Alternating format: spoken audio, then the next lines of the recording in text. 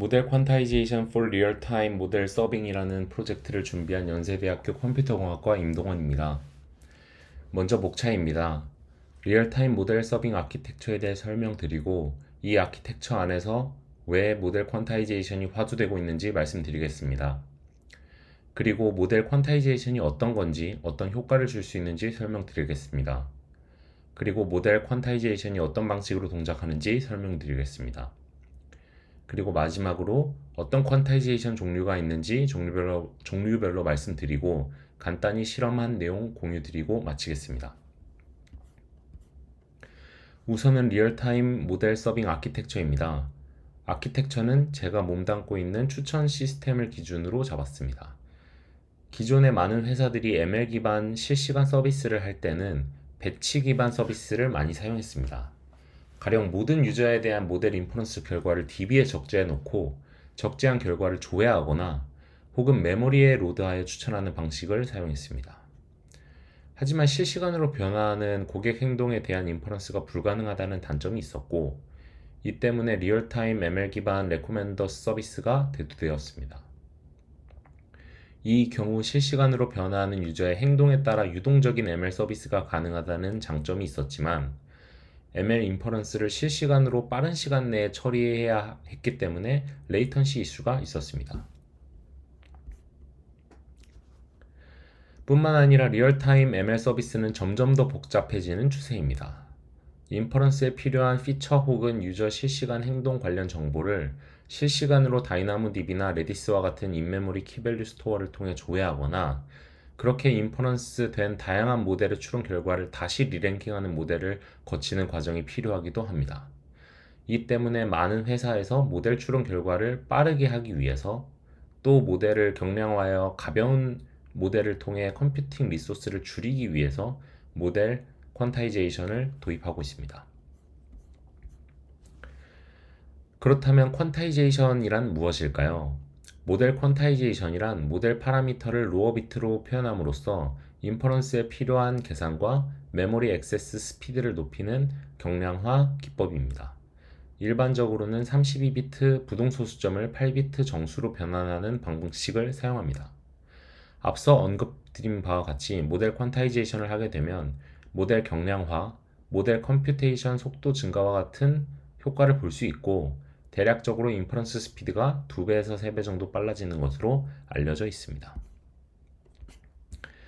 그렇다면 웨이트 퀀타이제이션은 어떤 방식으로 이루어질까요? 우선은 모델 퓨저닝입니다. 일반적으로 모든 뉴럴넷에 대해 전부 각각 퀀타이제이션을 적용할 경우 정보 손실이 크게 일어나기 때문에 이를 방지하기 위해 뉴럴넷을 하나로 묶어서 모듈화를 진행합니다. 그 다음은 양자화가 일어나는 양자화 알고리즘에 대해서 설명드리겠습니다. 왼쪽에 보시는 플러팅 포인트 32에 마이너스 3.57이라는 값이 어떻게 int 8 타입의 33이라는 값으로 변화하는지를 살펴보겠습니다. 양자화 함수 fqxsz의 인풋 중 x는 위에서 주어진 마이너스 3.57입니다. 이때 s를 구하기 위해서 알파, 베타, 알파 q, 베타 q 값을 알아야 되는데요.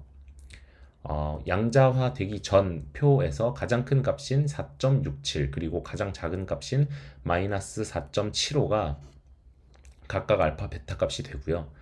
또한 양자화 될 데이터 타입인 int8의 경우 int8 데이터 타입이 나타낼 수 있는 숫자의 맥스 값인 255가 알파 q, 0이 베타 q가 됩니다. 0이 알파 q가 되고 255가 베타 q가 됩니다.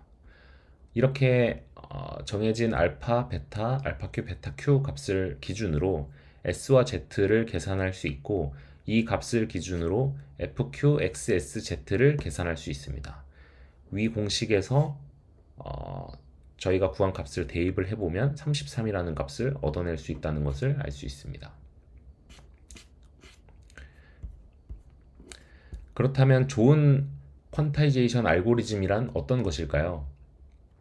바로 위에서 진행한 양자화를 역방향으로 진행했을 때 오차값을 퀀타이제이션 에러라고 하는데 이 퀀타이제이션 에러가 최소화되는 알고리즘이 좋은 알고리즘입니다. 즉 33이라는 값을 마이너스 3.571이라는 값으로 정확하게 변환하는 것은 불가능하지만 최대한 유사하게 근사하게 변환했을 때 그 차이인 퀀타이제이션 에러가 최소화되도록 하는 알고리즘이 좋은 양자화 알고리즘입니다. 다음으로는 양자화 종류에 대해서 말씀드리겠습니다. 양자화에는 크게 세 가지 종류가 있습니다. 바로 다이나믹 퀀타이제이션, 스태틱 퀀타이제이션, 퀀타이제이션 어웨어 트레이닝입니다. 먼저 다이나믹 퀀타이제이션입니다. 다이나믹 퀀타이제이션은 모델을 학습 중이나 모델을 실행할 때 실행하는 과정에서 가중치 그리고 액티베이션을 양자화하는 방법입니다. 다이나믹 퀀타이제이션의 핵심은 스케일 팩터를 런타임에 관찰한 데이터의 범위에 따라 동적으로 결정한다는 것에 있습니다. 다음으로는 정적 양자화입니다. 정적 양자화는 모델의 가중치와 활성화를 트레이닝 이전에 양자화할 때 사용합니다. 웨이트뿐 아니라 액티베이션에 대한 양자화도 같이 진행되기 때문에 모듈 퓨저닝과 함께 진행되는 경우가 많습니다. 일반적으로는 다음과 같은 페어가 퓨저닝이 된다고 보시면 될 것 같습니다. 그리고 마지막으로는 퀀타이제이션 어웨어 트레이닝입니다. 퀀타이제이션 어웨어 트레이닝이란 학습 과정에서 퀀타이제이션을 가정하고 시뮬레이션을 함께 동작시키는 것을 말합니다. 즉 훈련 중에 퀀타이제이션 에러를 고려하여 모델을 훈련하는 방법입니다. 따라서 다이나믹 그리고 스태틱 퀀타이제이션보다 높은 어큐러시를 확보하고 훈련 시 양자화를 고려하기 때문에 다른 양자화 기법에 비해서 컴퓨팅 리소스가 좀 많이 필요하다는 단점이 있습니다. 마지막으로 간단하게 실험한 내용에 대해서 설명드리겠습니다. 위에서 언급드린 퀀타이제이션을 적용하기 위해 추천 서비스 알고리즘 중 하나를 선택해 트레이닝한 후 양자화하여 성능 비교를 진행했습니다. 모델은 일반적으로 추천해서 많이 사용되는 콜라보레이트 필터링 계열의 라이트GCN을 사용했습니다. 모델 개발은 모델 템플릿 관련 패키지인 렉보를 사용해 진행했습니다. 데이터는 일주일치 이커머스 행동 데이터를 사용했고 트레이닝 유니크 유저 및 유니크 아이템은 각각 35만 명, 1만 개 정도이고 토탈 인터랙션은 300만 개 정도인 데이터를 사용했습니다. 우선은 양자화를 고려하지 않고 트레이닝했을 때의 결과입니다. NDCG가 10의 폭 기준 0.28 정도 나왔습니다. 다음은 양자화를 진행했을 때입니다. 양자화는 양자화 방식 중 다이나믹 퀀타이제이션을 진행했으며 파이토치에서 제공하는 퀀타이제이션 패키지의 퀀타이제이션.퀀타이즈 다이나믹 패키지를 사용했습니다.